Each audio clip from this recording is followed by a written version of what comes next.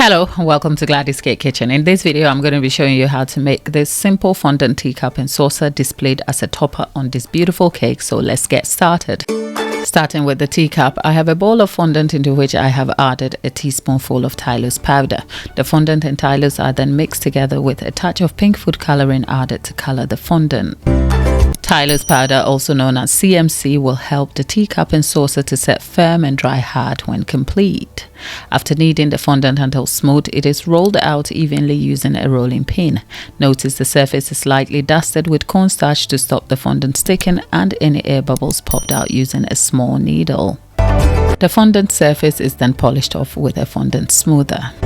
Using a real teacup as a mold, the fondant is folded carefully into the teacup to take shape by easing out any folds and any excess fondant cut out.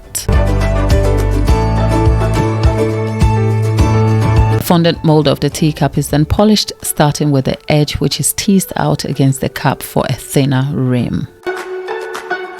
The mold is taken out of the cup and I notice a fondant fold, but this will form the side of the cup's handle as I'm not aiming for perfection here. To achieve a fine rim, the excess fondant gathered from thinning the edge of the cup is cut out with a sharp blade and set back in the cup to dry. Best to note, this part of the cup and saucer has to be made at least a day earlier to dry hard before the handle is attached. First part of the cup done, up next is the saucer. Kneading together any excess fondant left over from making the cup, the fondant is rolled out thinly and placed in a lightly dusted saucer to take shape. Any excess fondant hanging is carefully cut out and the fondant saucer polished off using a fondant bowl. The edge of the saucer is thinned out before the cup and saucer are left to dry for up to 24 hours.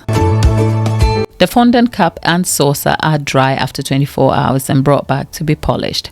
For this, a clean sponge with a polishing scourer is used, focusing on the rim and around the cup. A polishing brush is then used to clean any dust residue and our cup is nearly done.